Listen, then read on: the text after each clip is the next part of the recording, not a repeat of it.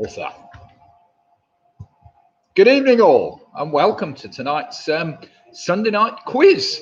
My wife's just told me I've put my quiz voice on, apparently, because my voice changes apparently when I start transmitting live. Does it? No. She says I go all posh all of a sudden, so we'll see. I can't believe that for a minute. Right then, first to log on tonight was Squeaky Bob. So good evening to Neil and Tracy. Great to see you and hope you've had a good weekend. I've also just had a message in from Lisa from Team USA/UK, and she was saying that it's 110 degrees at the moment in California. So I think we've got a dismal, what do you reckon it is in outside? I don't know, probably a dismal 60 at best outside tonight, or probably less, but never mind. So they've got the air conditioning on and all the doors shut, which I don't blame you at all. What is it? 9 degrees at the moment Celsius. What's that in Fahrenheit then? Just to, well, somewhere around there. Oh, it's 14 degrees here at the moment. Going down to 9 tonight, apparently, Lisa, but never mind. So enjoy the hot weather while you've got it, because we haven't got any at the moment. Oh, 44 degrees in Newman. Dear God. Yeah, apparently on Tuesday, we're going to get a heat wave here in England, and it's going up to a magnificent 22 degrees, apparently, but we'll see. Oh, George has just joined us. Good evening, George Priestley. Hi, and hello to you. Hope you're going to enjoy tonight's quiz, if you're going to take part. 6 rounds of tricky trivia to keep you going. Martin Davis and Tina have just joined us. So good evening, Martin and Tina. Hope you've had a good weekend. It's been a fairly pleasant one for us. Rugby Rotary Club have just joined us with Kevin Keenan and the gang.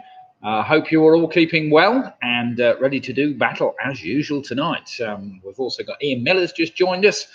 I expect he's already put the hedgehog food out and that is ready for the little fellas to turn up a little bit later. They normally turn up about 9:30 for feeding time. We'll see. We'll time them tonight.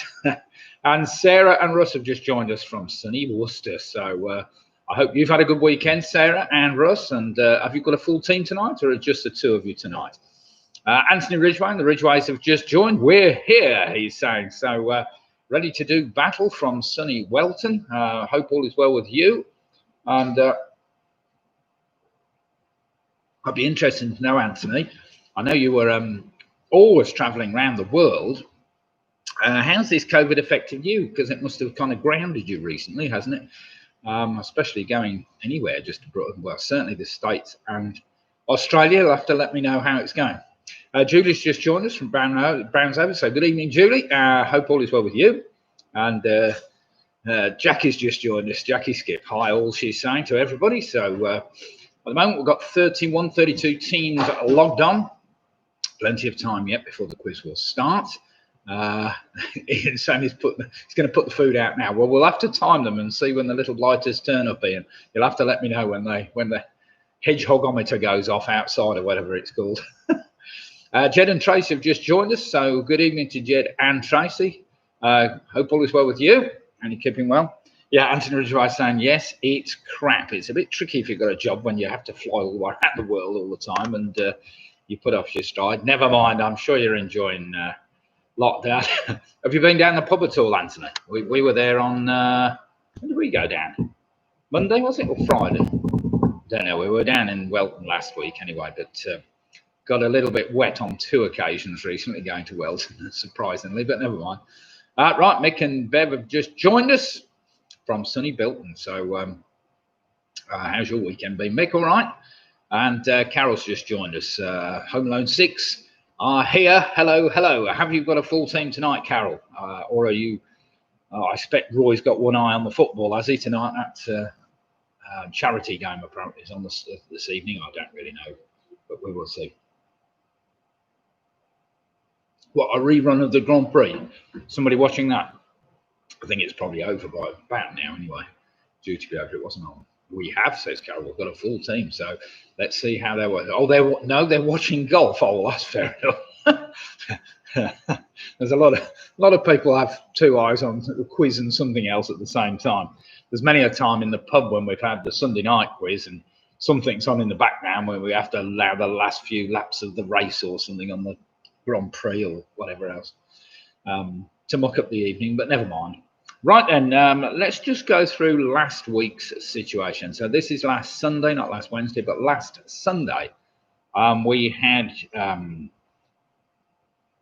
67 teams taking part last Sunday, give or take. There were a few joining and a few left us.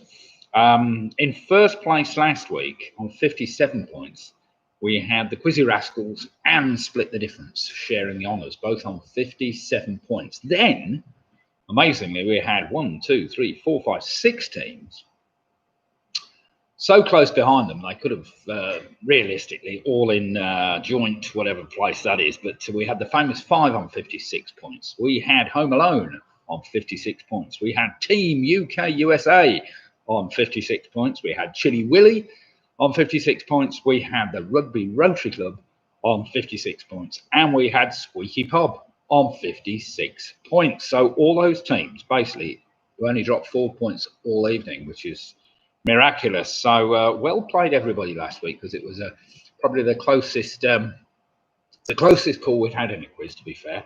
So I hope I've made it a tiny bit tougher tonight. So let's see whether well, maybe not. We will see. We might be able to get them all close by. Yeah, Lisa's just saying yes. They've got to mention second place. Well, second equal or whatever that is. What do they call it? Third equal, don't they? Yes, they call it third equal, really. Right, Great White have just joined us, are from Toronto, and Chepstow have joined us. So both signing in tonight. So good evening, Great White. What's the weather like in Toronto? What's the temperature like? Is it a balmy 100-odd degrees as it is in California, or are we looking something a little colder this time of year? I don't know. You'll have to let me know what the temperature is in Toronto. It's not been very warm here the last week or two. We've had a bit of dismal display of weather, but never mind. To be fair, it was quite sunny this morning and most of this afternoon in Rugby, and plenty enough to charge my car up, so no problem at all. No, fall is just coming around. It's about the same as us. Hi, Toronto neighbour. Hot and smoky here. 22 degrees. That's a little warmer than it was in sunny Rugby today, but yeah, it's still faring quite well. Right then, let's just go through the rounds I've got for you tonight. As is always, we start with the first round, which is just entitled Sunday the 6th. Sunday the 6th, 10 answers. So I'm after starting with the initial letters of and/or numbers of Sunday the 6th. So that's SUNDAY and then 06TH. So that's Sunday 06TH, Sunday the 6th. The second round tonight is all 2-word answers, starting with the initial letters S and B. S and B. Round number 3 tonight will be a trivia trail, which is very straightforward. You take the last letter of your first answer, and it's the first letter of your next answer, all the way to number 10. By the time you get to number 10, you take the last letter of number 10. It's the first letter of number 1.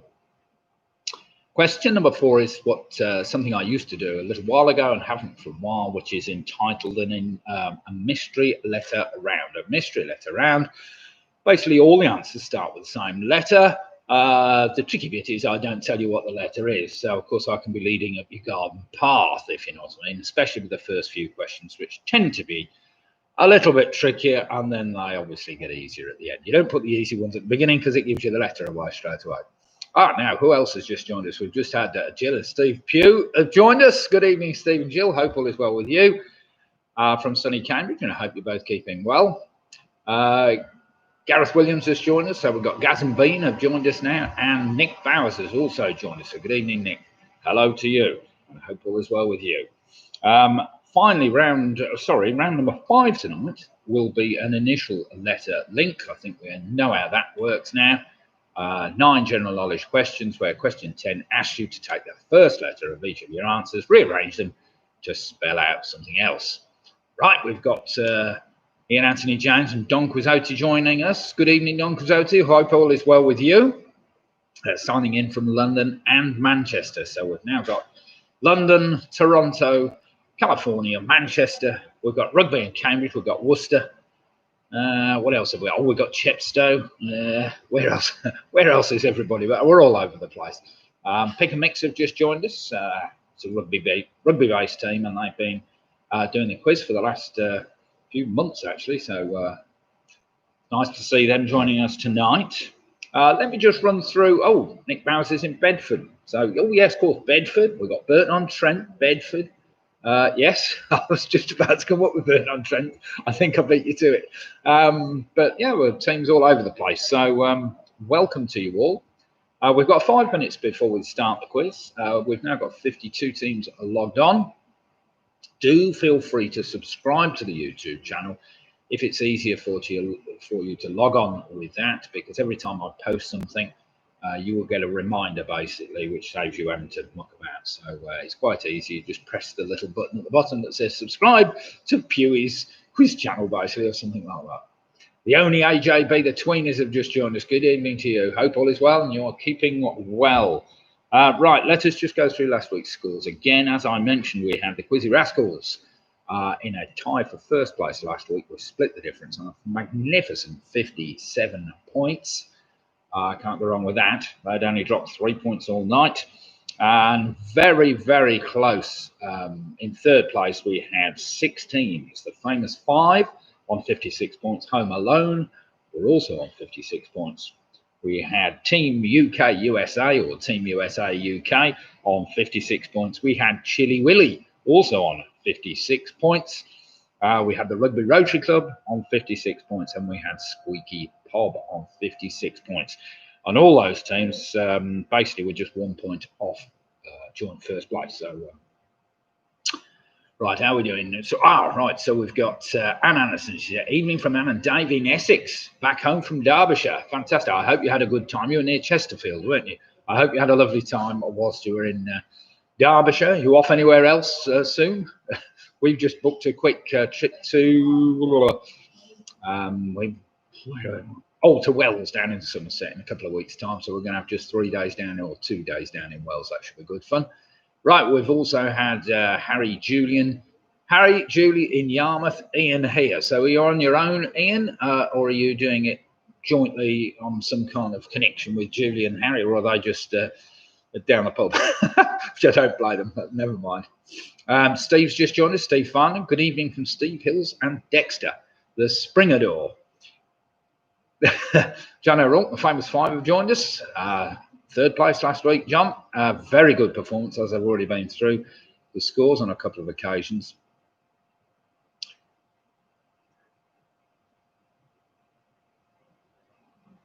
Oh, sorry, the only age of it's spelt twinnies, not tweenies.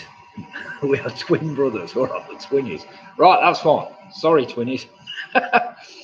I'll call you twinnies from now on, not tweenies. Oh dear, that's fair enough. Right, 58 teams logged on. Got 2 minutes to go before we start the quiz.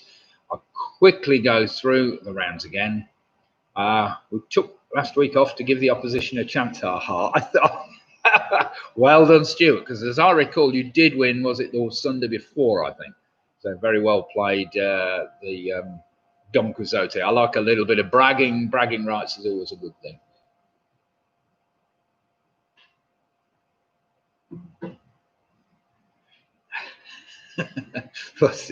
Ian Sharrett's just me on my own. Team captain, Aldi Cooley Butter Shiraz Cabernet. Hi to Harry and Julie. Well, I hope Harry and Julie are watching us, even if they're not taking part, but we'll see.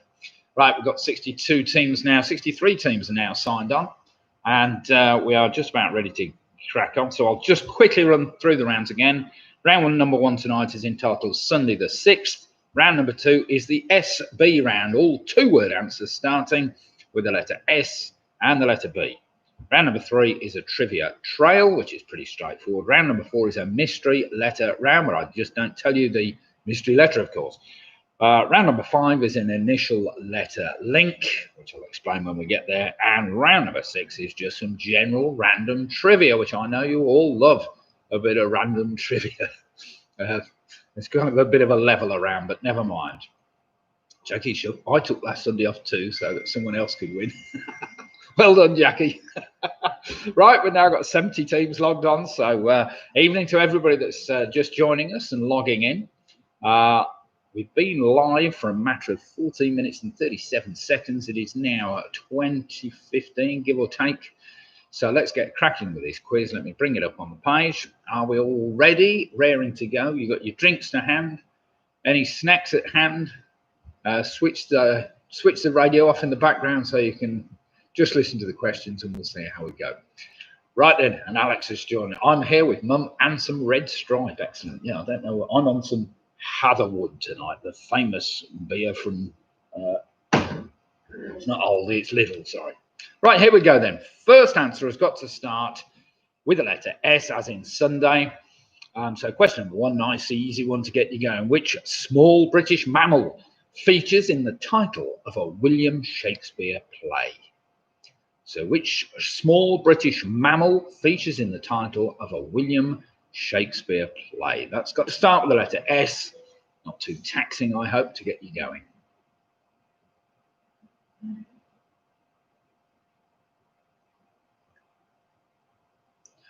Question number two is a bit trickier. It's one for all you geography fans. And whether some of you go to Italy at all. Question number two, crossed by the river Tiber.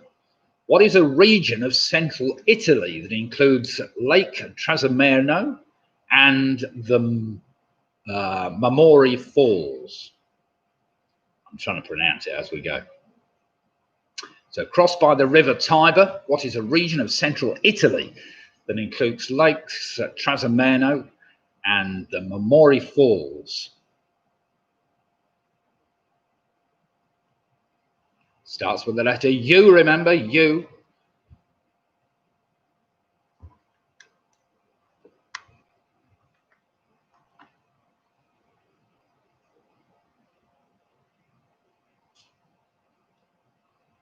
Oh, no, you haven't got question one up there. Wait.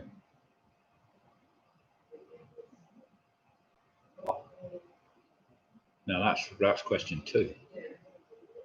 No, it's not on mine. Try it again. That's a bit strange. Yeah,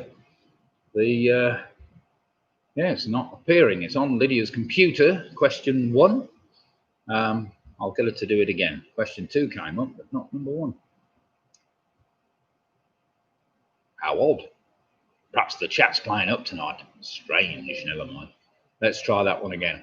Question number three, starting with the letter N, S-U-N. C.S. Lewis penned a series of 7 stories set in which imaginary land beyond the wardrobe? So C.S. Lewis penned a series of 7 stories set in which imaginary land beyond the wardrobe?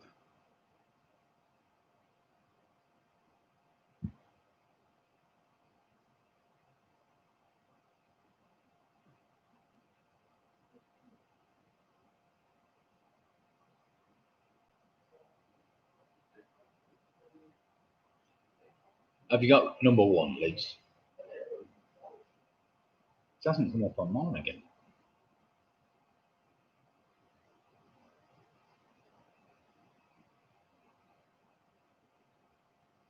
Lydia's having trouble for some reason. Question number one is not coming up on the chat. She's posted it twice now and it hasn't come up, which is very strange, but never mind. We may have an error. I will repeat question. People are asking now. Question number one basically was the small British mammal that features in the title of a William Shakespeare play. Pretty straightforward. Question two is tricky. Crossed by the river Tiber, what is a region of central Italy that includes Lake Trasimeno and the Mamoro Falls? Question number three, C.S. Lewis penned a series of 7 stories set in which imaginary land beyond the wardrobe? Well, let's crack on. I think we can, if you can't get one up, let's not worry about it. Question number 4. This starts with the letter D. Born on the 2nd of April, 1805. What was the nationality of the children's author who wrote The Princess and the Pea? So born on the 2nd of April, 1805. What was the nationality of the children's author who wrote The Princess and the Pea? Well, that's popped up all right. Lids?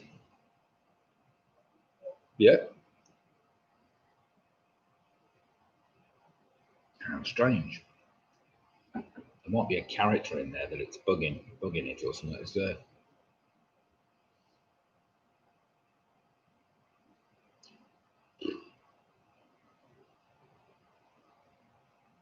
Maybe if you copy it without the number in front or something like that. I don't know how you do it. Question number 5 starts with the letter A, which makes it a little bit easier than it sounds. Belonging to the olive and lilac family, what is the common name of a tree of the genus Fraxinus? So belonging to the olive and lilac family, what is the common name of a tree of the genus Fraxinus?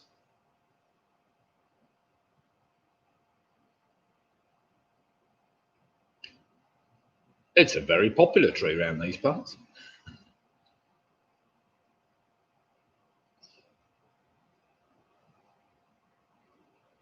Yeah, that popped up all right, Liz.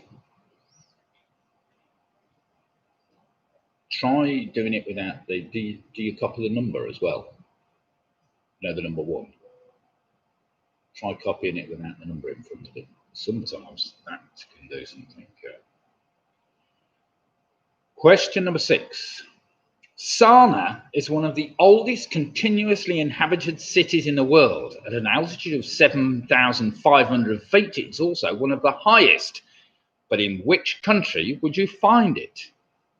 Now, do you remember that starts with the letter Y, which makes it a bit easier? So Sarna is one of the oldest continuously inhabited cities in the world.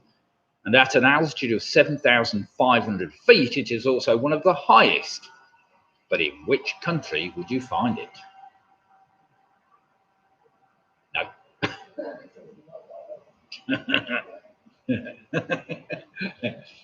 Well, perhaps paste part of it. Try pasting the last bit of it or something like that.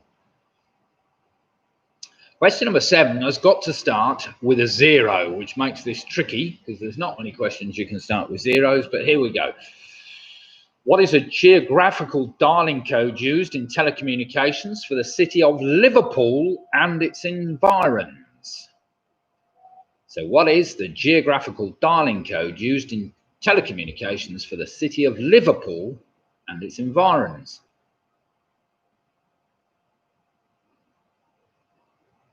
I don't know whether we got any teams from Liverpool tonight.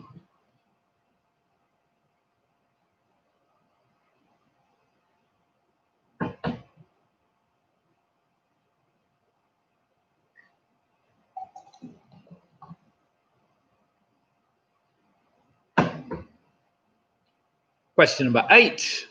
Dead easy, this one. This has got to start with the number 6. A checkerboard on which drafts or checkers is played has how many black and white squares in total? So question 8 again, a checkerboard on which drafts or checkers is played has how many black and white squares in total? Dead easy one, that. As that was far too easy. Question number 9 starts with the letter T. After the penny black, what was the second postage stamp to be issued in the United Kingdom?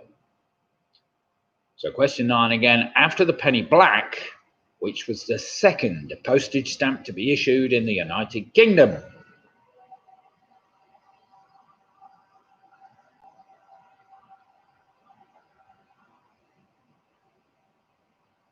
And finally, question number 10, starting with the letter H. However, we need a number with this one as well. So, once more unto the breach, dear friends, once more, is a quote from which of Shakespeare's historic plays? So question 10 again. Once more unto the breach, dear friends, once more, is a quote from which of Shakespeare's historic plays?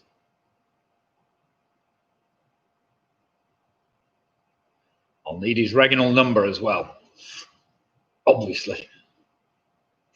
Can't just put his name down.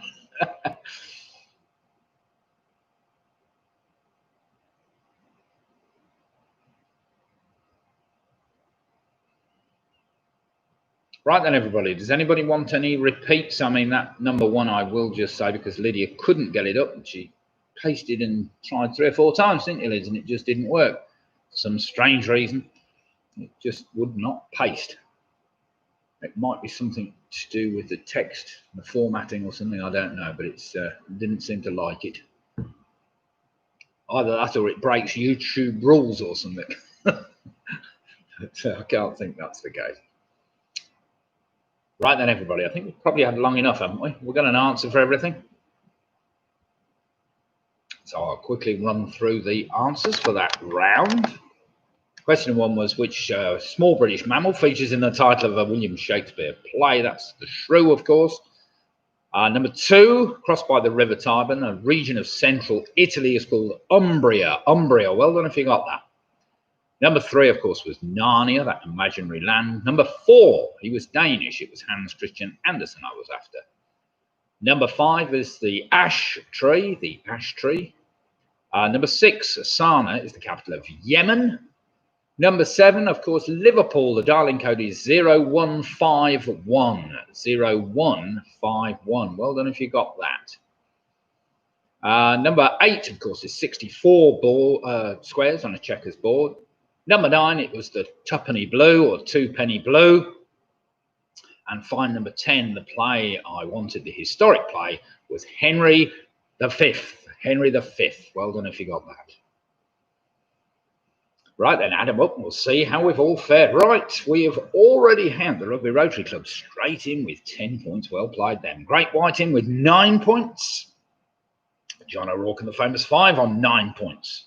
The Twinnies on 8 points. We got Don Quixote, 10 points. Jed and Tracy are on 9. Mick Roberts on 9. Ian Miller's on 8. The Ridgeways are on a fantastic 10, as is Julie Ashcroft on 10. Nick Bowers is on 8. Squeaky Bob's on 10. Jockey Skip's on 6. Jazz and Bean are on 10. Sarah and the gang are on 8. Lisa Lasky, Team USA UK, are on 9 points. Have we got any other two? Pick a Mix are on 8 points. Anne Anderson, all the way from Essex, is on 9 points. Steve Farland's on 9. Ian Sheraton is Shiraz Cabinet is on 8 points. Well done, Ian. Home Alone 6 on a very respectable 10 points. Gillian Pugh and Steve on 9 points. Alex Brown's on 7. We've got Split the Difference on 9.5. Not quite sure where the half point comes from. We've got Martin Davis on 10. You put what?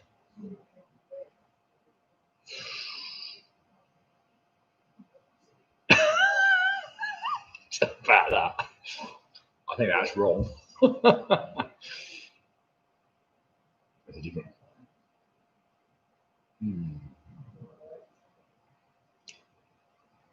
I'll mark off for that.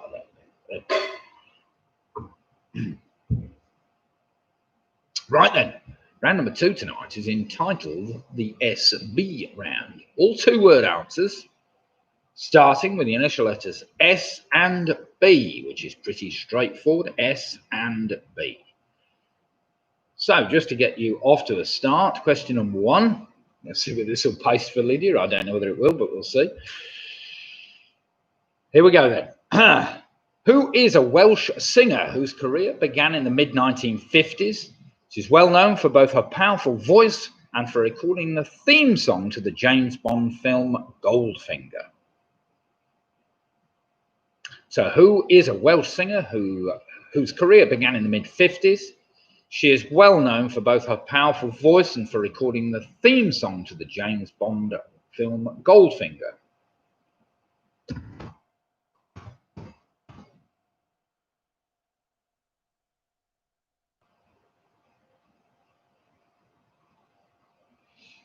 Question number 2, this will take you back a bit. Well, it might do. Angry parents blasted whom for blowing up the irritating Go Compare opera singer Wayne Evans with a bazooka in a 2012 TV advert? Is it that long ago? I'm amazed he's still on the telly.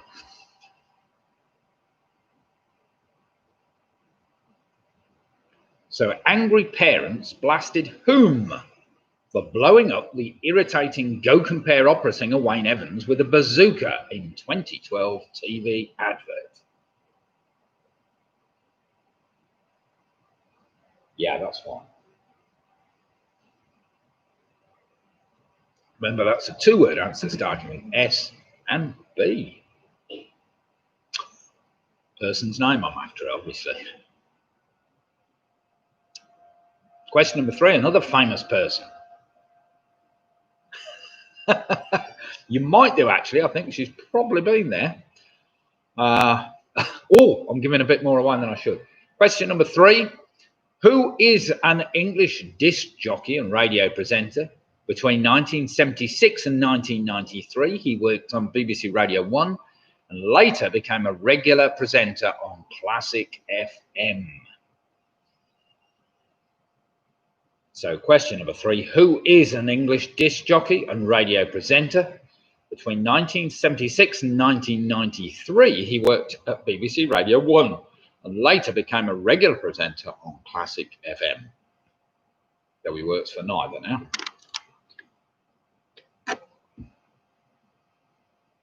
Again, a 2-word answer starting S and B.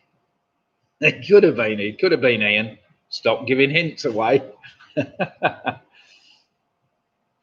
Oh dear.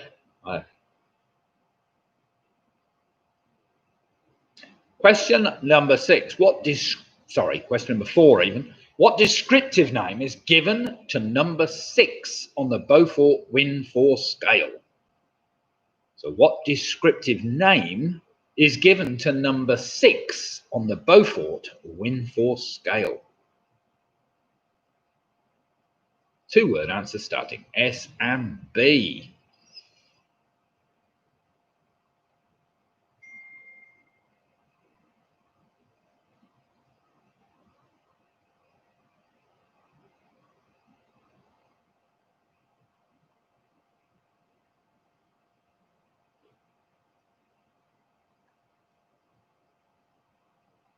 I'm going to just rearrange this question list. If you give me a second.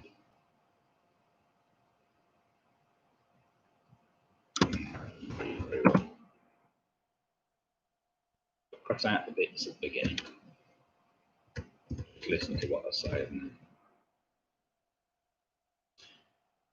Question number 5.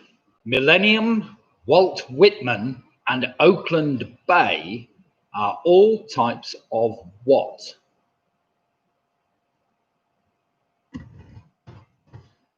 I'll say that again. Millennium, Walt Whitman, and Oakland Bay are all types of what?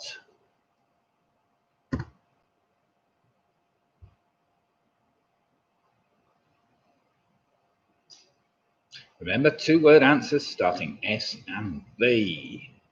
Makes that a bit easier. Question number 6, another one for our Toronto friends. You're going to like this one.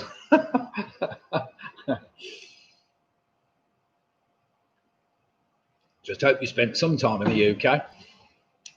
Question number 6, what can be awarded to young blue badge holders who go on to make an extra effort? So question 6 again, what can be awarded to young blue badge holders who go on to make an extra effort? You've got to have some idea what the hell I'm talking about there, of course.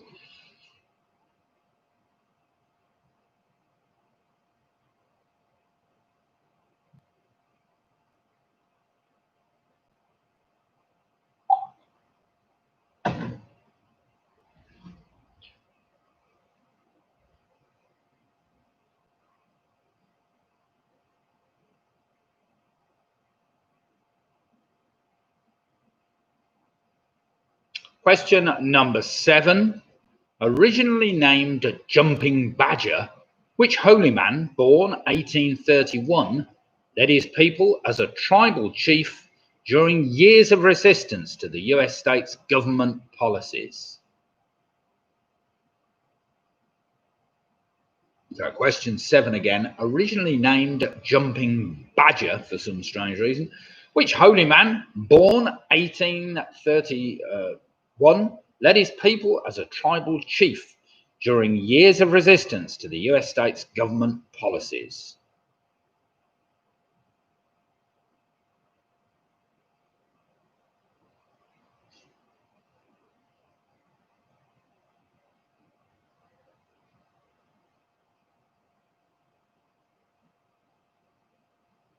I don't know how he did it, Ian.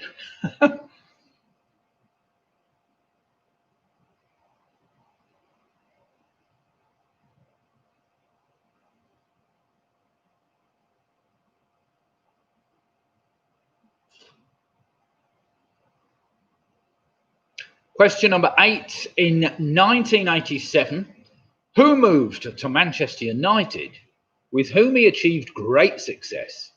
He became the first English player of the 20th century to captain a team to the double.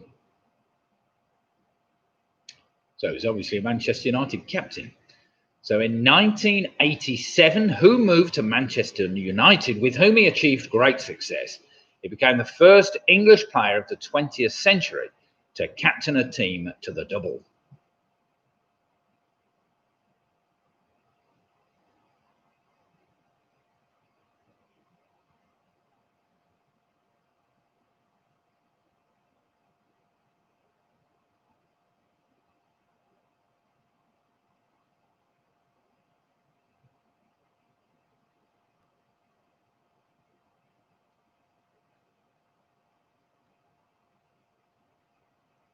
Question number 9. The full name's a bit more than 2 words, but never mind.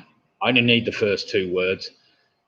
Question number 9. Named after a Venezuelan national hero and established in 1975, what is the name of an orchestra which is often played on Classic FM?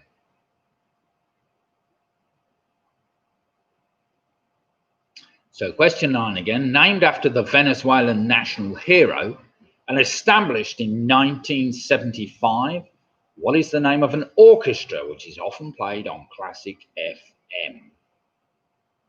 And I only need the first 2 words of that orchestra.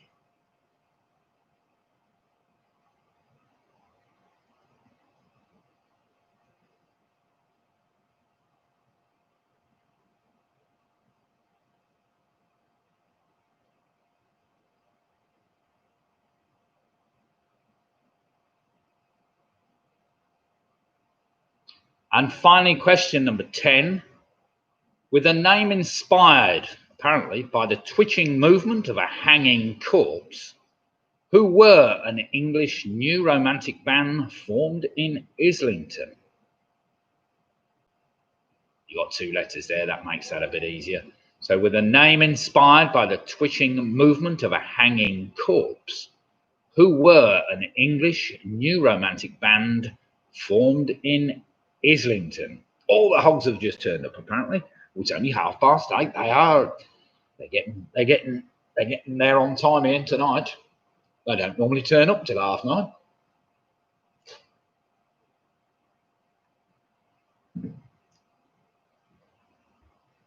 Right then, they're your 10 questions in this rather tricky SB round. Some of those were a bit tough. All 2-word answers, all starting S and B. So you should have 10 answers now. Yeah, I think it's the night's draw. I think you're right.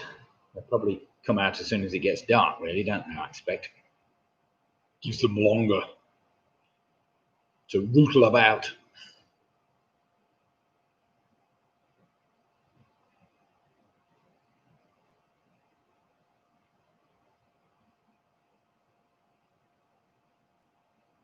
That's a good word, that is, rootle.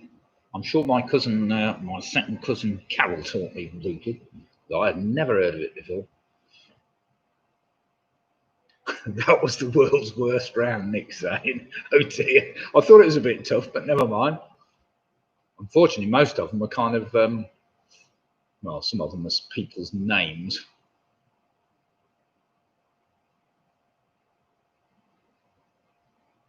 Nick, they're all up there in the, Lydia's managed to get all those down. So go back and just have a stab in the dark at some of them. I'm sure you can get 1 or 2 of them. Right, does any team need any longer? How are you faring? You got 10 answers down there? No? Well, I'll give you another minute on that little lot. They were a bit tricky. Where's my watch gone? Oh, there it is.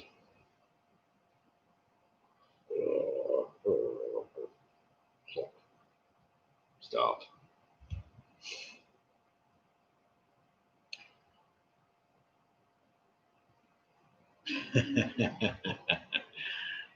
Well, it could be Ian, silly Billy.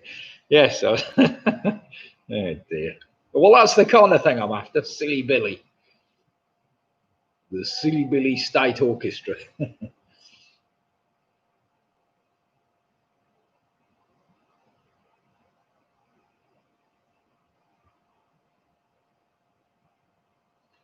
Okay then, everybody.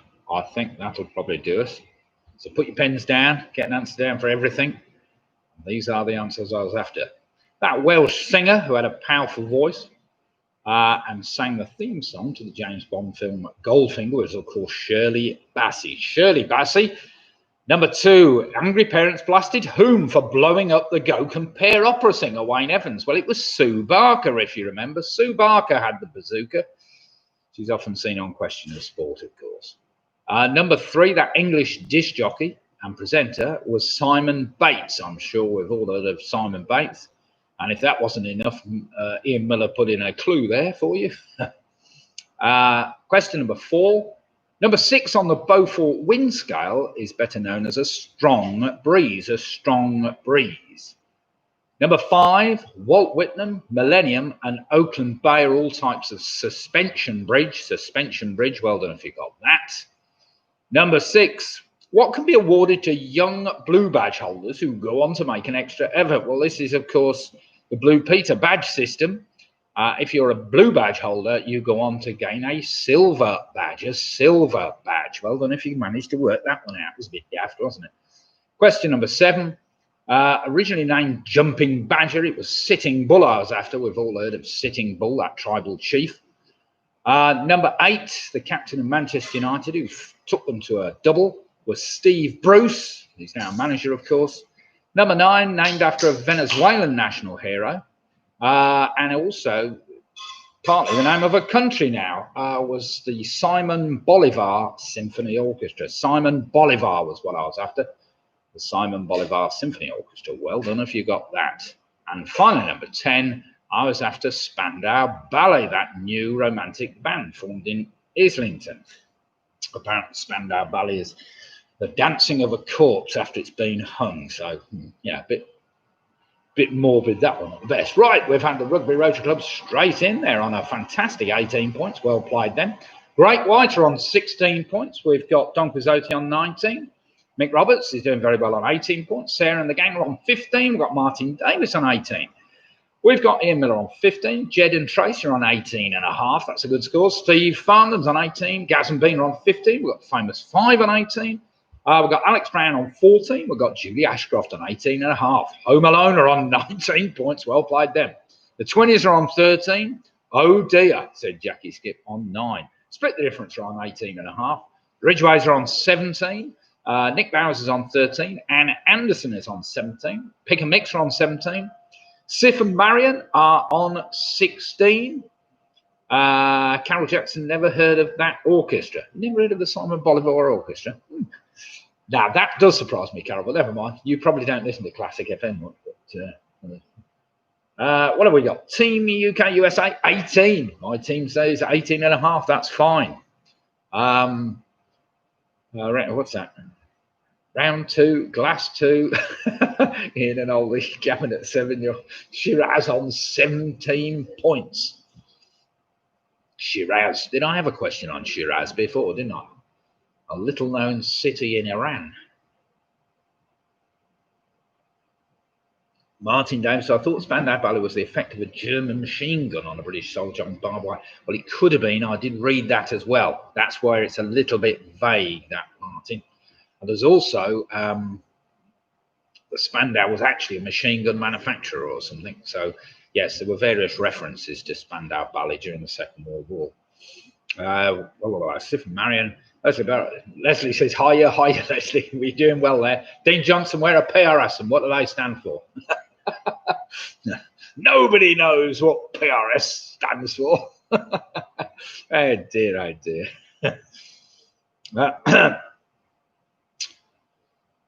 Right then, everybody, round number 3 beckons. It is a trivia trail where the last letter of your first answer is the first letter of your next answer. Till we get to number 10, where the last letter of number 10 is the first letter of number 1. Did we get that? Leslie Barrett put, I used to be in PRS for 2 years and I still don't know. Oh, dear. Barrel got quite hot and was changed often. Are we still talking about the Spandau gun or whatever? Right, then here we go then. Trivia trail. Question number 1. According to the Gospel of Matthew, which ruler of Judea ordered the massacre of the innocents at the time of the birth of Jesus? Oh, Jill's saying she's having internet problems. I hope it's not my end, Jill. We've got a very good connection tonight, but that's a bit of a blow if you're having internet connection problems, but never mind. So according to the Gospel of Matthew, which ruler of Judea ordered the massacre of the innocents at the time of the birth of Jesus?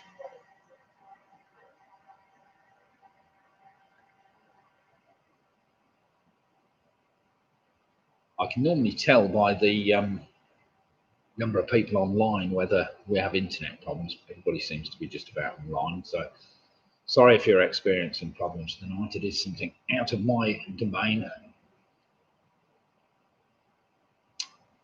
Question number 2. Now, that was a one-word answer I was after for that question number 1. Question number 1 was just a one-word answer I was after.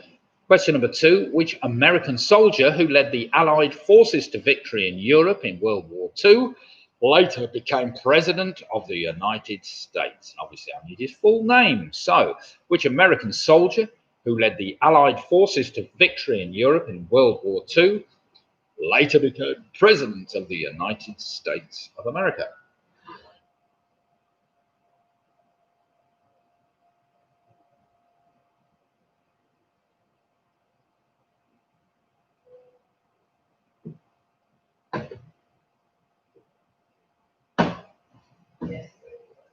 I've only got 3 more. I've now watched yet. Question number 3. Forming part of the Mexico-United States border and known as the Rio Grande in the USA, what is this 3,000-kilometer long river called in Mexico? So question 3 again, forming part of the Mexico-United States border and known as the Rio Grande in the USA, what is this 3,000-kilometer long river called in Mexico?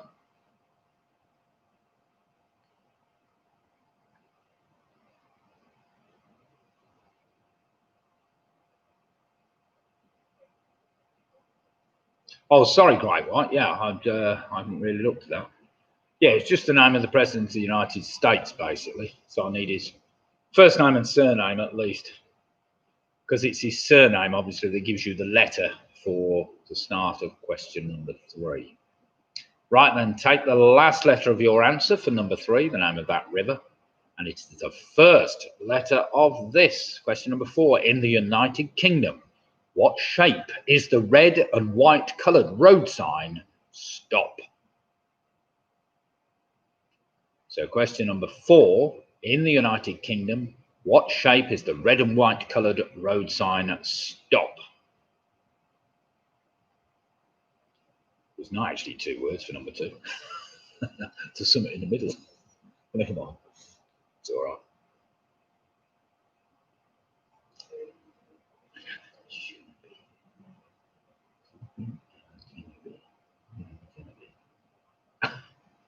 I've been trying to pronounce this all week, and I say for all week, half a week.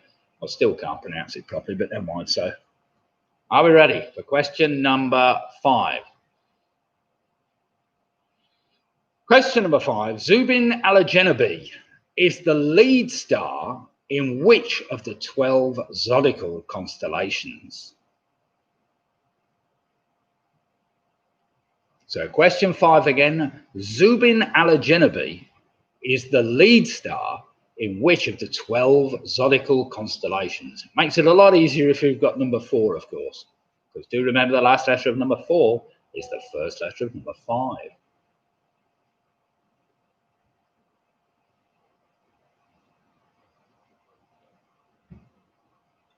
A lot of real star names came from Hebrew.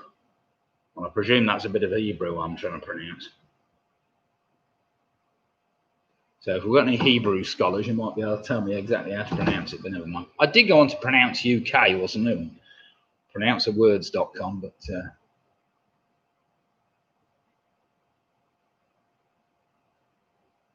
question number 6. This becomes easier if you've got question number 5. So take the last letter of question number 5, name of that constellation, and it's the first letter of this. Question number 6. Produced by the plant Malus domestica, Empire, Cameo, and Cortland are all varieties of which fruit? So produced by the plant Malus domestica, Empire, Cameo, and Cortland are all varieties of which fruit?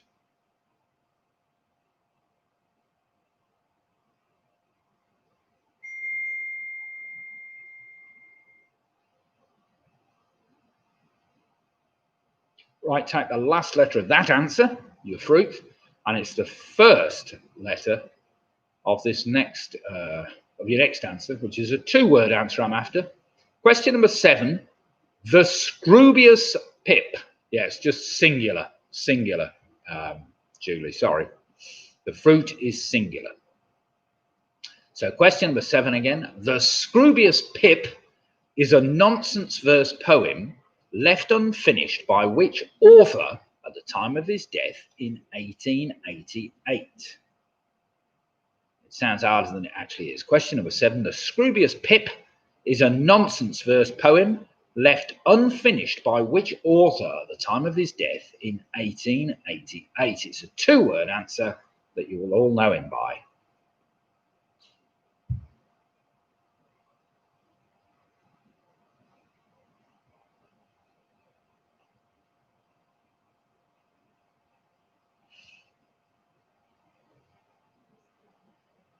Yep. This is a trivia trial, so the last letter of each of your answers is the first letter of the next one.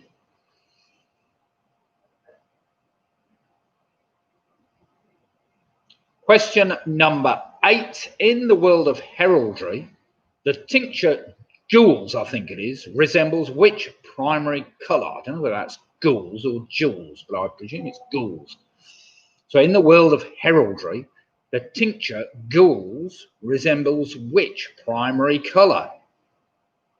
I'm sure Lydia will get the spelling for you, and then you can tell me whether it's gules or jewels.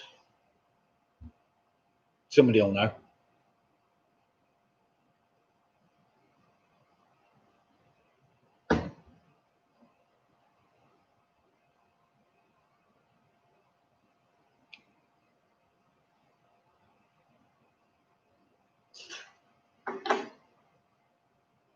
Question number 9. Remember to take the last letter of that colour. It's the first letter of this. Mined throughout the world, what is the hardest naturally occurring allotrope of carbon?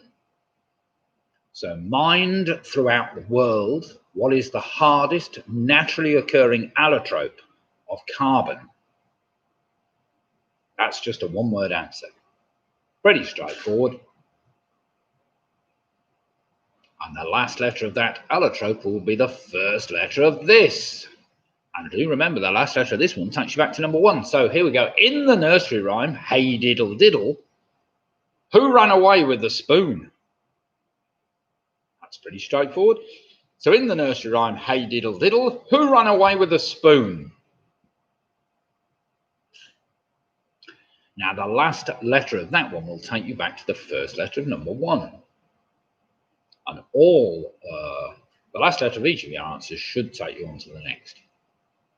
So if you've got one missing, go and try and work it out. Work your way backwards, see whether you can get them sorted.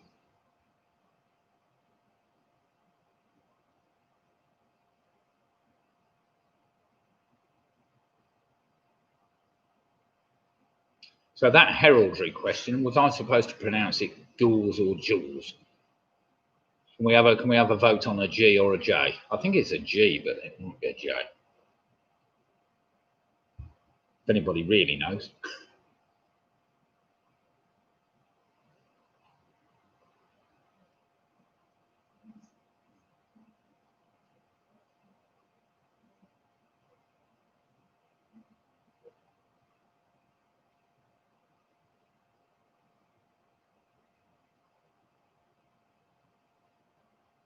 It's about that because there's no chatter. So I'm going to get the computer out. Yeah, it does make it a lot easier if you can get the chat up, which isn't very easy if you're watching on your telly, of course. It's normally best to have your telly running as well as your smartphone, and then at least you can see the chat on your smartphone. Or can you get the chat up on your smartphone, or only on your iPad? You get it on your phone, can't you? Yeah, I think you can get the chat up on your phone, your smartpad, your iPad, whatever. But I don't know how the hell you get it on your telly. I've really no idea. You just get me full screen instead, which put anybody off, really, wouldn't it? But never mind. Okay, then, everybody, let's go back and see whether we can do some marking. Are we ready? You're not ready. Does anybody need any extra time? Just let me know in the chat quickly. Perhaps give you a little bit more time.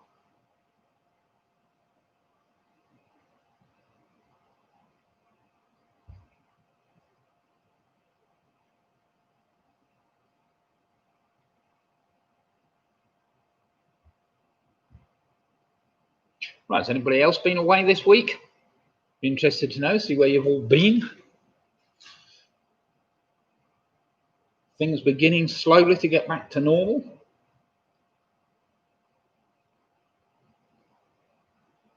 I hope so, for everybody's sake. Never mind.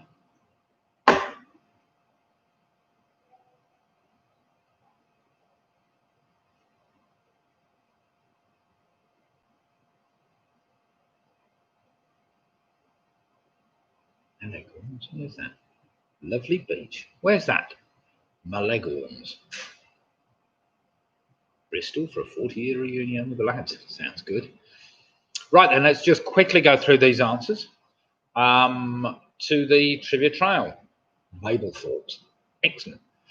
Right, according to the Gospel of Matthew, even, the ruler of Judea, of course, was Herod. That gave you the D for that US president, Dwight D. Eisenhower. That gave you an R for the Rio Bravo, the Rio Bravo. That in turn gave you the O for the stop sign, which is octagonal. Of course, with the L, the only stars in the constellation, in the zodiacal constellations is Libra. That in turn gave you the A for the apple. That in turn gave you the E for Edward Lear, who wrote the Scroobius Pip, or part of it anyway. It's never finished. That gave the R for the colour red, of course, that primary colour. That gave you the D for the naturally occurring allotrope of carbon, which is diamond, the hardest. And that in turn gave you the D for the word dish, which of course gave you the H, which took you all the way back to number 1, which of course was Herod. So well done if you got that little lot. Not too testing, but I think testing enough. Right, we've got Great White on a fantastic 26. The famous 5 move on to 28. Well played, the famous 5. We've got the Rugby Roach Club on 26. Martin Davis, very good on 27 points. Mick Roberts on 26. Jen and Tracy on 26.5. Ian Miller's on 22. We've got Steve Farmden on 26. We've got Home Alone, still there or thereabouts on 28 points.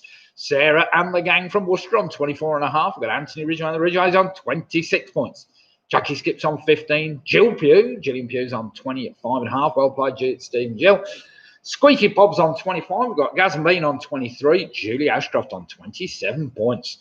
Leslie Barrett's on 24. Nick Bauer, is on 23. We got Don Quixote on 29 points, I think the current leaders. Alex Brown's on 20. Pick and Mixer on 25. We've got Anne Anderson, 26. Team UK USA, 27.5. Alex Brown, he says 23 points. We've got Split the Difference on 28.5 points. And the 20s on 22. Well played them. And Ian and his Shiraz on a fantastic 25 points. Well played, Ian. So you managed to get them all right there.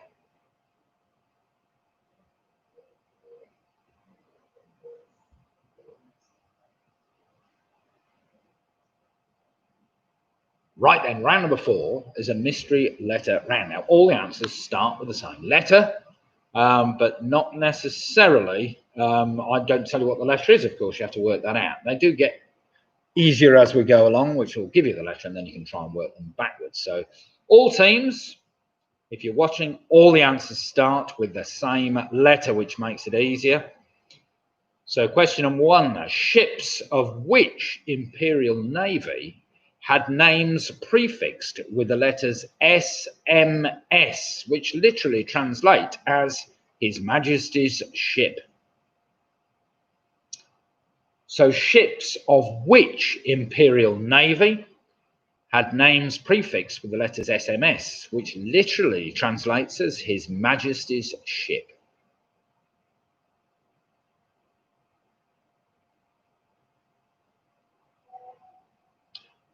All I need is the name of the country.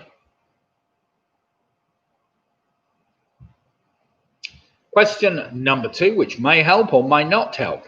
Surrounded by the Alps and Jura Mountains, the headquarters of the World Health Organization can be found in which European city? Again, that becomes easier if you can get the letter. So surrounded by the Alps and the Jura Mountains, the headquarters of the World Health Organization can be found in which European city?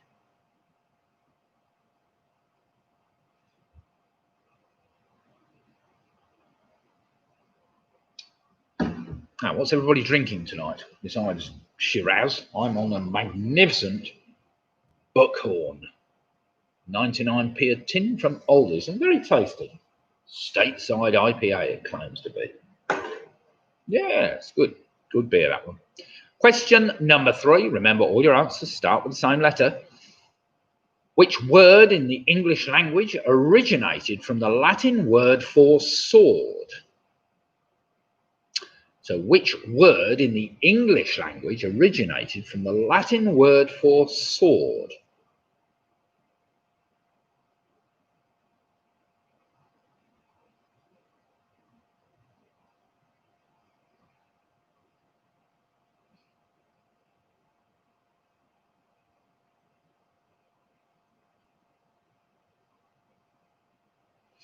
There might actually be more than one word, to be fair, but you'll get the idea when we get there. Question number 4. Which 1982 period biographical film, British film that is, I put film twice, sorry, let me get rid of that before I go any further, is thought to have had at least 300,000 extras appear in it? So which 1982 period biographical British film is thought to have had at least 300,000 extras appear in it? It's a lot of people.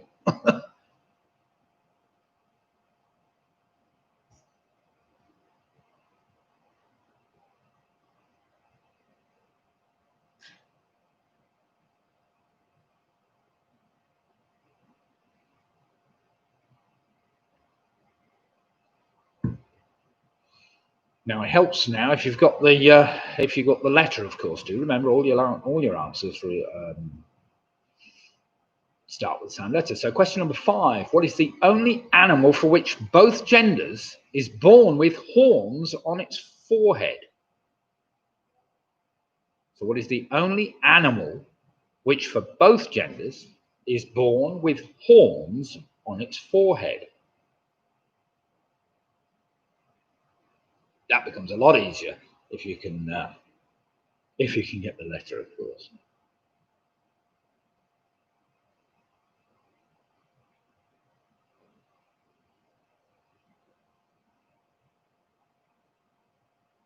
Question number 6 could get me singing, but probably best I don't. Question number 6: with the working title Monkey Zulu, which band had a hit in 1987 with the single Tonight, Tonight, Tonight?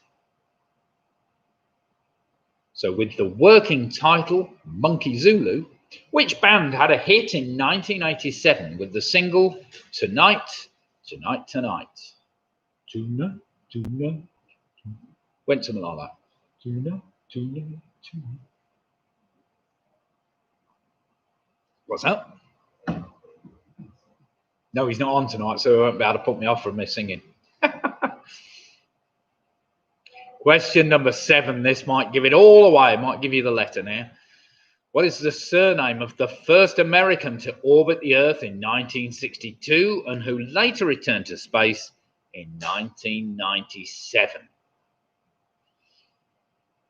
I only need his surname, remember. I only need his surname. It doesn't work if you put his first name down.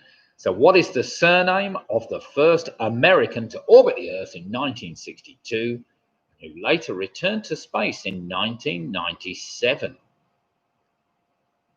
That's quite a big difference, 35 years, that is. Yeah. Must have been an old git when he went up into space a second time.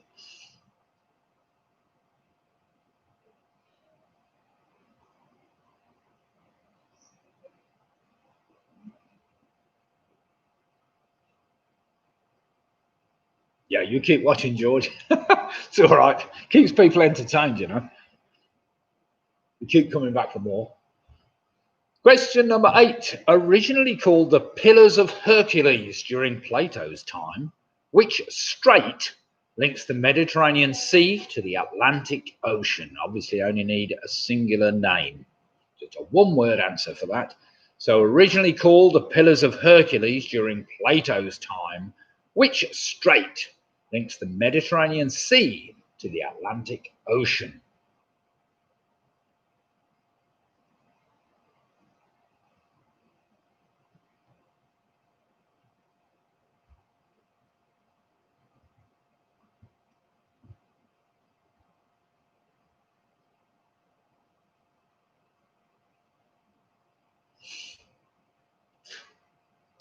Question number 9. Again, a surname I'm after. What is the surname of the actor who provides the voice for Rocky in the film Chicken Run and John Smith in the Disney classic Pocahontas? Very well known actor. You've got an initial, it's just his surname I want. You can't think of too many with that letter, so it might help. So what is the surname of the actor who provides the voice for Rocky in the film Chicken Run and John Smith in the Disney classic Pocahontas? Just need his surname. And finally, question number 10, which is also a film question, but an easier one. What 1984 American supernatural comedy film directed by Ivan Reitman starred, amongst others, Bill Murray, Dan Aykroyd, and Sigourney Weaver? Put the word film in twice, I don't need it twice. So what 1984 American supernatural comedy film directed by Ivan Reitman starred, amongst others, Bill Murray, Dan Aykroyd, and Sigourney Weaver? A very famous film. I'm sure you've all got that one.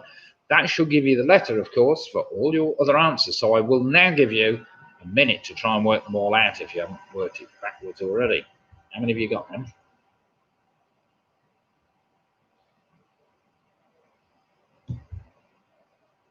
That's not easy.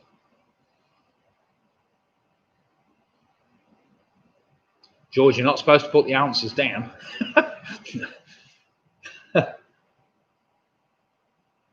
idea of doing the quiz is you will write it down on a piece of paper. Mark them when I give you the answers.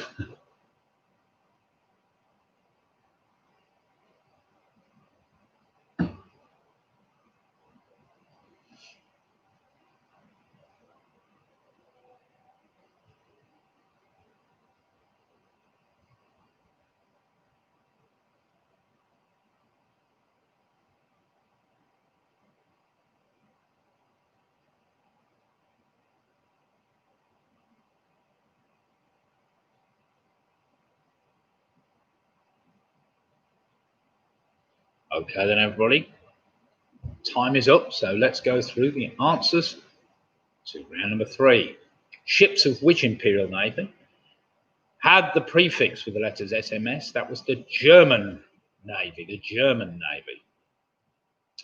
Number 2, the headquarters of the World Health Organization is in Geneva. You've obviously got the hang of which letter we're on now. Number 3, which word in the English language originated from the Latin word for sword? That's gladiator. I I will also probably accept gladioli, because that's got to be an English word that's acceptable, because it's sword shaped. Number 4, of course, that film was Gandhi with 300,000 extras at the beginning of the film. Number 5, the only animal of both genders which is born with horns on its forehead is the giraffe, apparently. Number 6, the working title Monkey Zulu, Tonight, Tonight, Tonight, was a Genesis hit back in 1987. Number 7, it was John Glenn, of course, the first American to orbit the Earth. Glenn was what I was after. Number 8, Pillars of Hercules, of course, also known as the Straits of Gibraltar. Number 9, the surname of the actor I was after was Gibson, as in Mel Gibson, who provided the voice of Rocky in the film Chicken Run. And finally, number 10, it was Ghostbusters, which George got, of course, because he's put that down. So well done, George, for getting Ghostbusters. At least you put yourself down for a point there. So there we go, everybody. There are your 10 answers. Let's see how we've all fared. I think Famous Five got a full house there with 38 points. Well played, down Anthony Ridgway on 36 points. Well played, Anthony Ridgway on the Ridgways. Mick Roberts has got a duff score there. Can't be on 45, but never mind. Jed and Tracer on 35.5. We've got Great White on 33. Gaz and Bean on 32. Alex Brown is now on 29. The 20s are on 29. We've got Martin Davis doing very well on 36. Squeaky Bob on 33. Tonight, what's that? Tonight's number is 8. Oh, right, sorry. Sarah's on 32.5. Mick Roberts, 35. Well played, Mick. Home Alone on 35. Steve Farman's on 34. Ian Miller's on 30. We've got Julie Ashcroft on 35. Jill Pugh's on 35.5. Well played them. Pigamex on 33. Ann Anderson's on 35. Jackie Skips on 21. Don Quixote, 38 points. Well played them. Nick Bowers is on 32. Split the difference on 36.5. Team UK USA, 37.5 points. That's a strong score. So we've got some very good scores there, he says knowingly.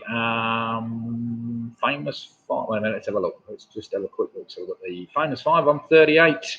We have Team UK, USA 37.5. And we have somebody else on 38 somewhere. Oh, I'm on 38, sorry. Just have a quick look through these scores. Oh, yes, Don Quixote, of course. Don Quixote on 38. Famous Five are on 38. Two very good teams. And we've got Team UK USA on 37.5.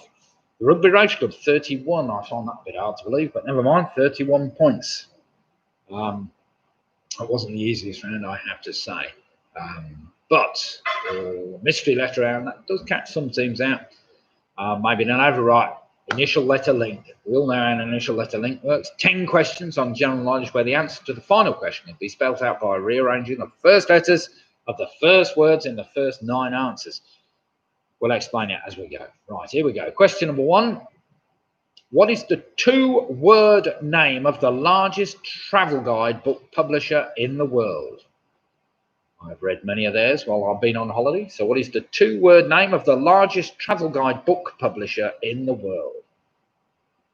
We've also got a website, an app, and everything else, of course, as you'd expect.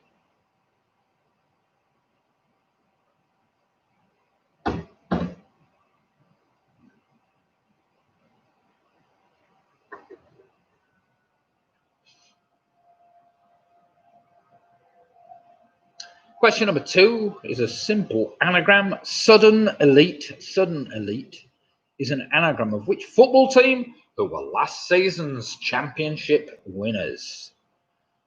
So question 2 again. Sudden Elite is an anagram of which football team who were last season's championship winners? At least I think they were. I wrote that down off the top of my head without checking that one, but never mind, I'm sure they did win.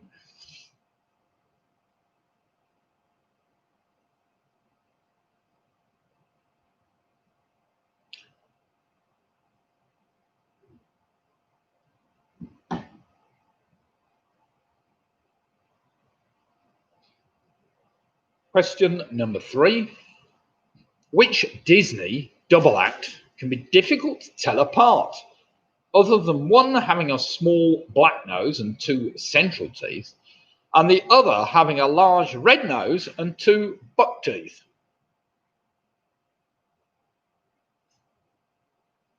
So question number 3, which Disney double act can be difficult to tell apart, other than one having a small black nose and 2 central teeth, and the other having a large red nose and 2 buck teeth?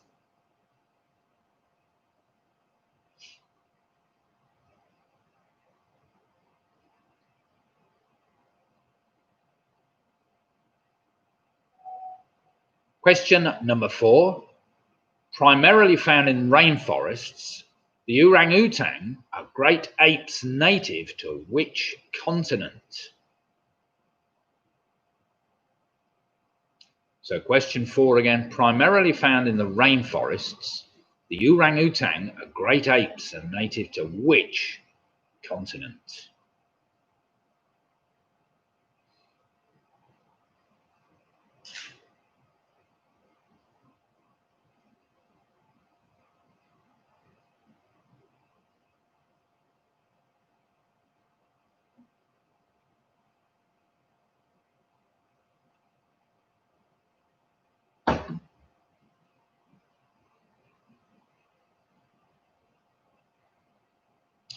Question number 5, in which 1987 film did Christian Bale play a boy in Shanghai as the Japanese invaded? It's quite a famous film, that one. So in which 1987 film did Christian Bale play a boy in Shanghai as the Japanese invaded?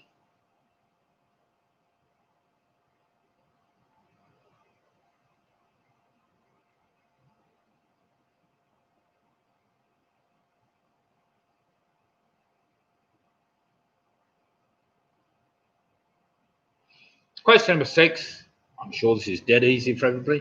What word can mean to set alight or start to burn, and is also the name of an e-book reader launched by Amazon in 2007?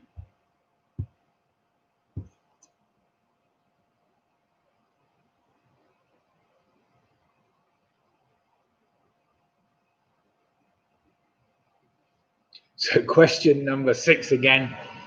What word can mean to set alight or start to burn, and is also the name of an e-book reader launched by Amazon in 2007?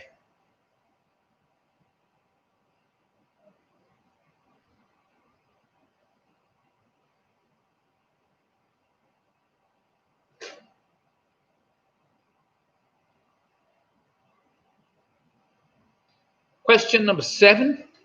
First discovered in Les Baux, a province in southern France, bauxite is the world's main source of which metallic element?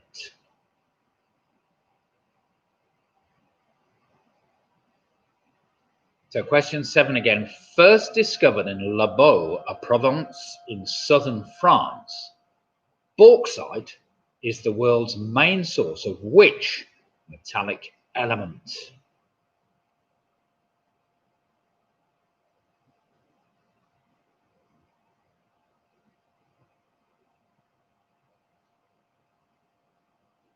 Question number 8 is one of those stupid questions. According to Google Maps, which city is a 151-mile drive from London, a 115-mile drive from Birmingham, and a 44-mile drive from Bristol, which may help you? So according to Google Maps, which city is a 151-mile drive from London, a 115-mile drive from Birmingham, and a 44-mile drive from Bristol?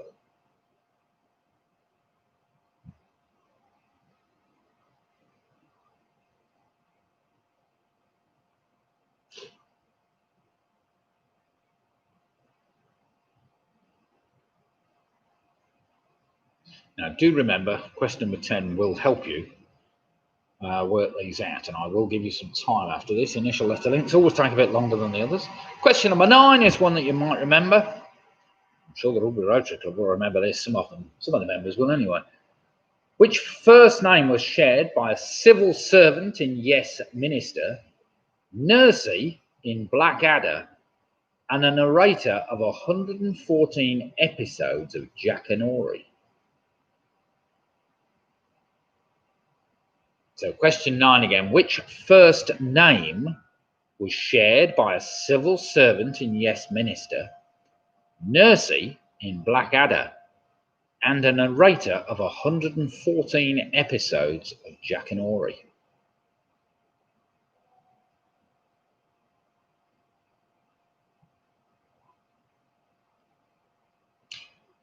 And I'll move swiftly on to number 10 because this will help you somewhat. So, question number 10. The first letters of the first 9 answers can be rearranged to spell the name of which pop duo who have been performing since 1975 and who are best known for their novelty party records. And it's a 2-word answer I'm after.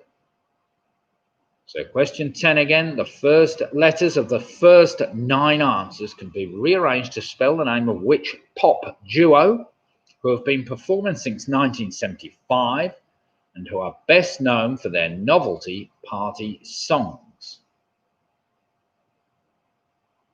I could have given you one, but I thought that might be too easy to give it away.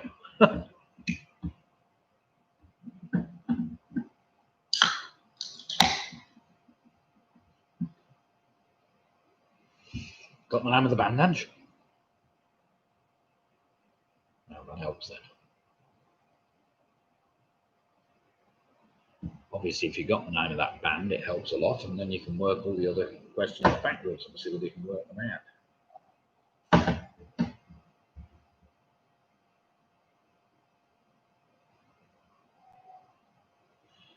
These initial letter links are always a bit tricky. They get in quite well as rounds because there's a little bit of working out involved by the time you get to the end.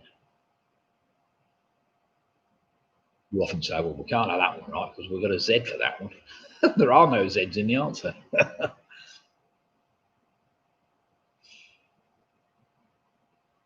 I will give you a minute to work it out.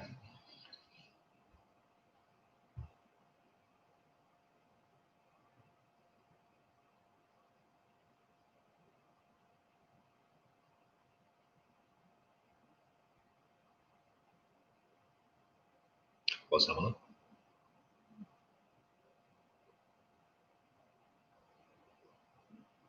I should write them down.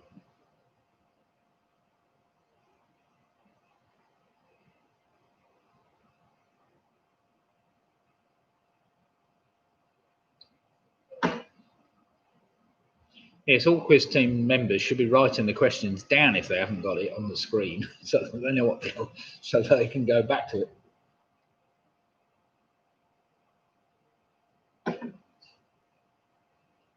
Or get it on their phones. They must have the option of getting it on their phone.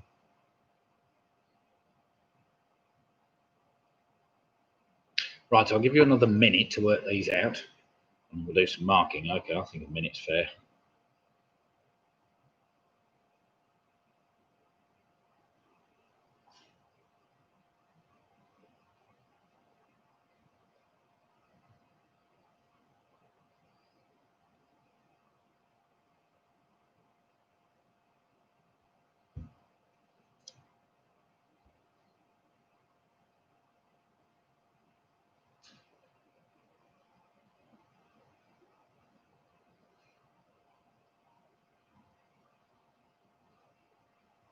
Just a message from Michelle. She's been doing the quiz every week. She says, had family visitor turn up just as the quiz was starting. First time we missed it, gutted. Oh well, fair play, Michelle. I don't know whether you're watching now, you might be, but c'est la vie.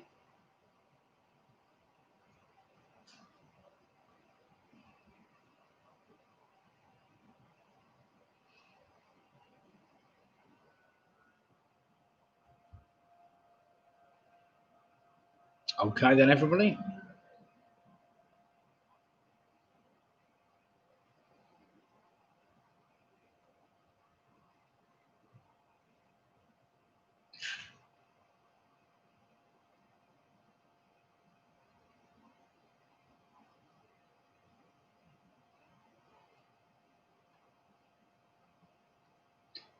Right, that is time up.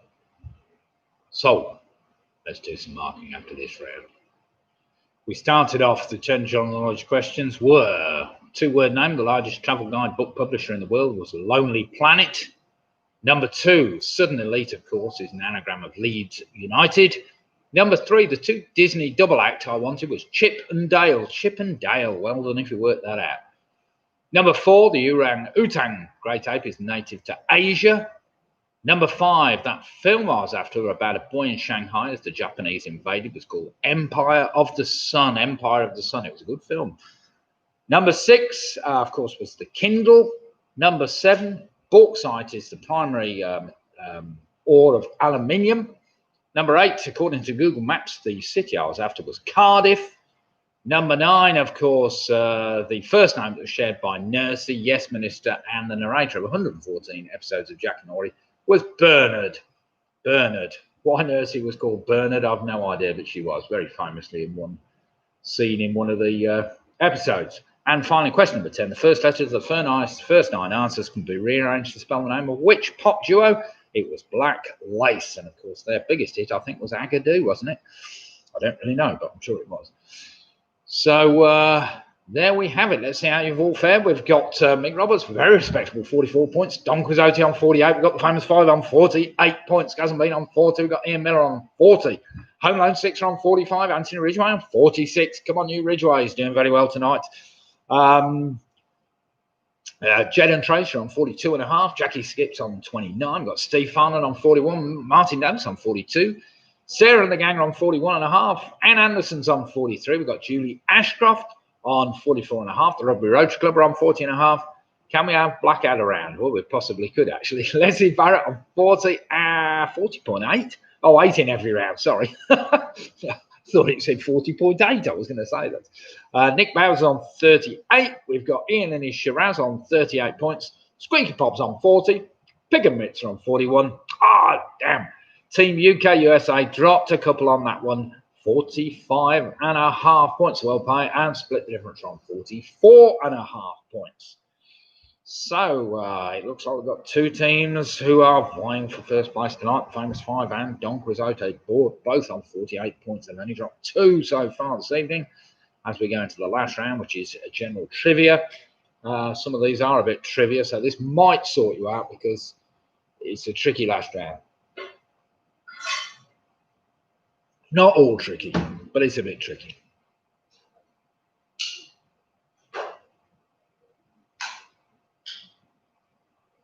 Right then, here we go. Round number 6. Are we ready? This will sort the wheat from the chaff, so to speak. And we'll see how you've all fared after this round. Right, round number 6. Oh, sorry, we've still got some more scores coming in. So we've got Great White on 39. The 20s on 37 points. Well applied them. And Gillian Pugh on 42.5 points. So some very good scores tonight. Right, the general trivia round. We start off question 1. Good, straightforward one to get you going. The historical River Thames entrance to the Tower of London is known as what? So question number 1 again. The historical River Thames entrance to the Tower of London is known as what? Oh, Alex has got 32. Well played, Alex.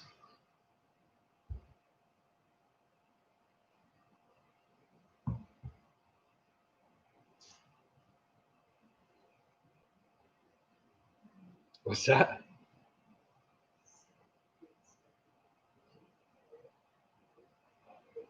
Yeah, I'm sorry if there's a few internet issues tonight. It appears that people from Canada and the United States seem to be all right. It's people down the road that are having more problems, isn't it? Question number 2. Which ex-government minister and more recently TV personality is rarely seen without his trusty Bradshaw's guide? So question number 2. Which ex-government minister and more recently TV personality is rarely seen without his trusty Bradshaw's guide?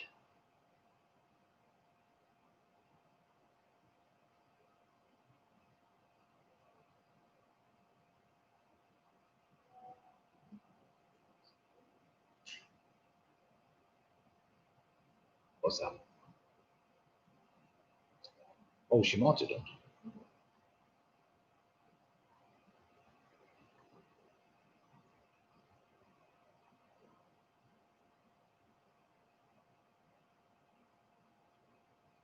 Question number 3.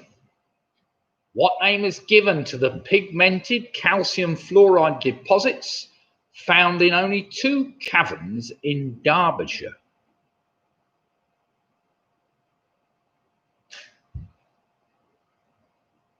So what name is given to the pigmented calcium fluoride deposits found in only 2 caverns in Derbyshire?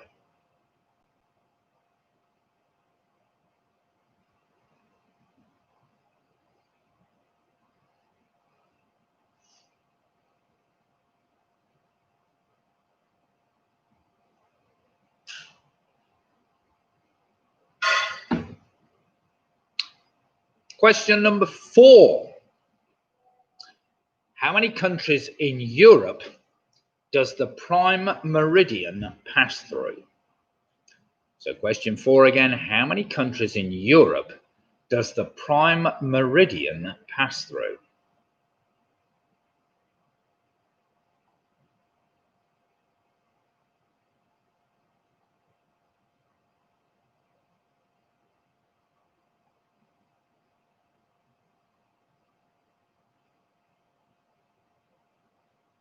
Question number 5 is for all you pub goers.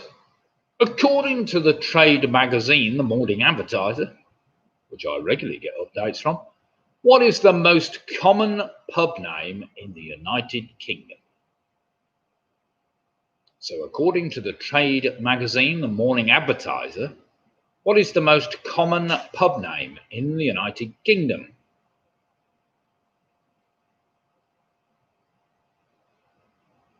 It's when you can't Wikipedia that, because it won't tell you what the Morning Advertiser tells you.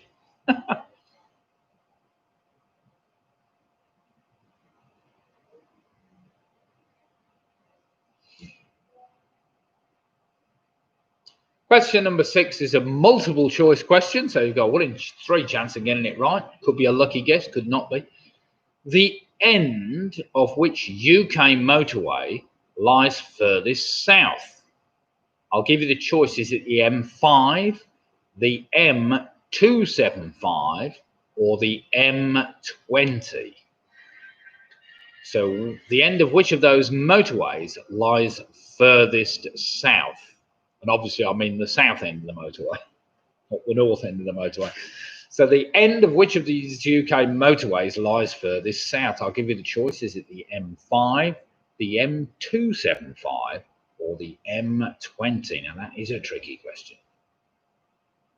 Not a lot to choose between them, I have to say.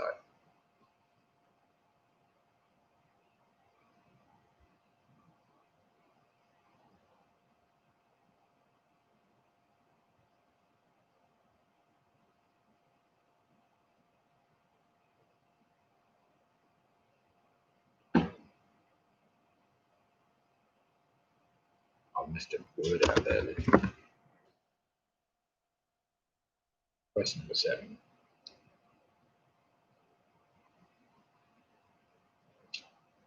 What were the names, I suppose to put. Question number 7.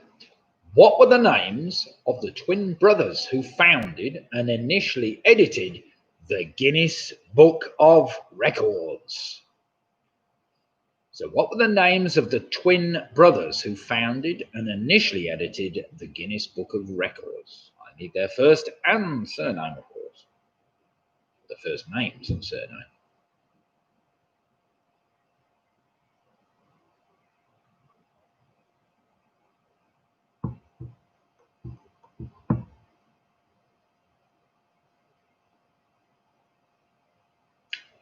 Question number 8 for all you bird lovers. Another one that's a bit of a guess, I have to say. In the United Kingdom, around what percentage of the bird species migrate? Whether it's leaving the country to winter in warmer climates or leaving colder climates to winter in the United Kingdom. I'll give you the choice. Is it 50, 60, or 70%? Again, don't think you're going to find that on Wikipedia very fast. So in the United Kingdom, around what percentage of the bird species migrate? Whether it's leaving the country to winter in warmer climates or leaving colder climates to winter in the United Kingdom? I'll give you the choice. Is it 50, 60, or 70%?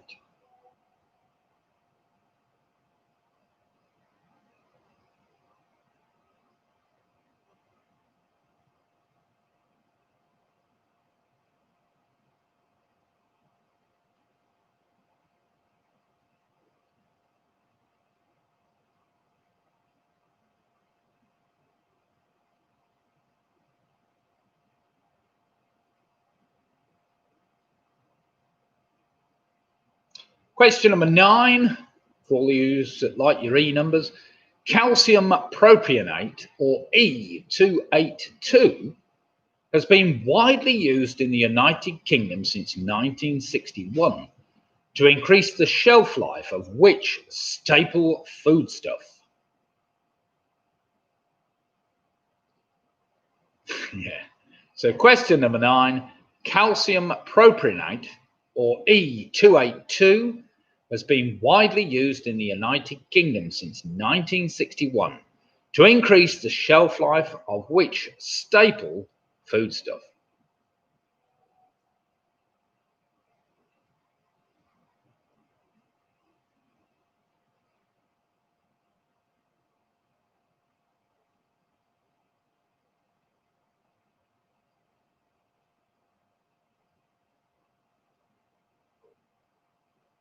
And finally, question number 10. I know it's a sod of a last round, this, but never mind. We do need to sort out a winner or a loser. So there's going to be somebody a bit sore, but never mind. Question number 10. How many flags of the world contain a picture of an eagle in its design? I'll give you the choice. Is it 2, 7, or 14? That's a good question for you. So how many flags of the world contain a picture of an eagle in its design? I'll give you the choice. Is it 2, 7, or 14? I told you it was a bit of a side of a question, but never mind. There's a few of those which are un-Wikipediable, really. Well, they are if you spend ages trying to look for them, but never mind. So I hope you've got an answer down for all those.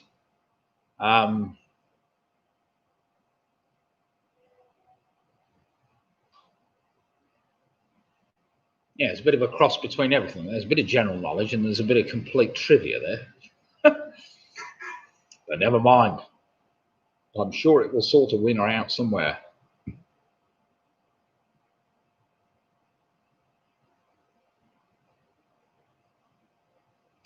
Okay then, everybody, because that wasn't a round you needed to work an awful lot out. You either know the answers or you don't, so to speak, or you can have a guess at them.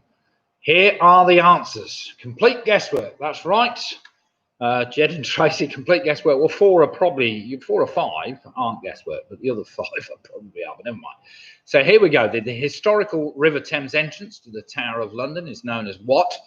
That is a good general knowledge question. That's Traitor's Gate. Traitor's Gate. Well done if you got that. Number 2, the ex-government minister, more recently TV personality, who's rarely seen without his trusty Bradshaw's travel guide, of course, was Michael Portillo. We see him taking his Bradshaws all around the world now on famous rail trips. Question number 3, what name is given to the pigmented calcium fluoride deposits? They're better known as Blue John, as in the Blue John mines. It's too often the Treat, Cliff Cavern, and the other one, which I can't remember. Question number 4, how many countries in Europe pass through the prime meridian? That's 3. That's the United Kingdom, France, and Spain. Prime meridian passes through each of those. Question number 5, the most common pub name in the United Kingdom is the Red Lion. Well done if you got that. Number 6, at the end of which UK motorway lies furthest south? I gave you the choice. Was it the M275, the M5, or the M20? It's the M5, which lies at a latitude of 50.4 degrees north, just in case you're wondering. Question number 7, what were the names of the twin brothers who founded and initially edited the Guinness Book of Record? I will give you half a point for these. It was Ross and Norris McWhirter. Ross and Norris McWhirter. Number 6, in the United Kingdom, around what percentage of bird species migrate? I gave you the choice. Was it 50, 60, or 70? It's 50% migrate. Number 9, of course, calcium propionate, which is E282. It's been widely used since 1961 in the mass production of bread to make it last longer. But I will accept most mass-produced baking products because it's actually used in quite a wide range of things. But I did say a staple food stuff, and you can't really treat pies as staples. So bread is what I was really after. But do give yourself half a point if you put pies down, something like that. And finally, question number 10. How many flags of the world contain a picture of the eagle in its design? I gave you the choice. Was it 2, 7 or 14? Well, it was 7. And they are the flags of Albania, American Samoa, Egypt, Kazakhstan, Mexico, Moldova, and Montenegro, apparently. So 7 flags of the world have a picture of an eagle on them. So well done if you got that. I know there are a few of those were guesses, but let's see how you've all fared after that rather tricky round. I'm expecting a few 7s and 8s. So we've got Martin Davis, very respectable 50. Well played, Martin. Jackie Skip on 35. Well played, you. Home Alone 6 on 54 points. That's very good. Great White on 45.5. Emailers on 47. The 20s are on 44. We've got Ian and his bottle of Shiraz. He's still on the same bottle on 46. Don Quixote on 55. Well played them. Steve Farland's on 49. We've got Jed and Tracy on 49.5. Anthony Ridgway's on 55 points. Well played, Anthony. Gillian Pugh's on 48.5. We've got Famous 5 on 56 points. Well played, the Famous 5. Sarah's on 49. Julie Ashcroft's on 52.5. We've got Leslie Barrett, finally a 10. How the hell did you get a 10 on that? Well played, Leslie, on 50 points. Alex Brown's on 40. We've got Nick Bowers on 47. Pick and Mix on 47.5. Mick Roberts in the 50s on 52. That's a great score, Mick. Anderson's on 50. We've got Squeaky Bob on 49. That's another good score. Gaz and Bean on 45. We've got Team UK USA on 52.5. That was tough. It was tough. Split the difference on 53.5. Well played them. So, yeah, there was a few questions there which were I wouldn't have got them to. So it looks to me as if we have a winner tonight. And eventually, after many weeks of trying and a few very close shaves and a few second places and whatever else, we have the Famous 5, I think, winning outright tonight on a fantastic 56 points. So well played, John O'Rourke and the gang. Hope you've all enjoyed tonight's quiz. However, in second place, we have surprisingly the Ridgeways, a fantastic 55.5 points. So they did very well in the last round. Don Quixote on 55 points. The Home Alone are very close on 54 points.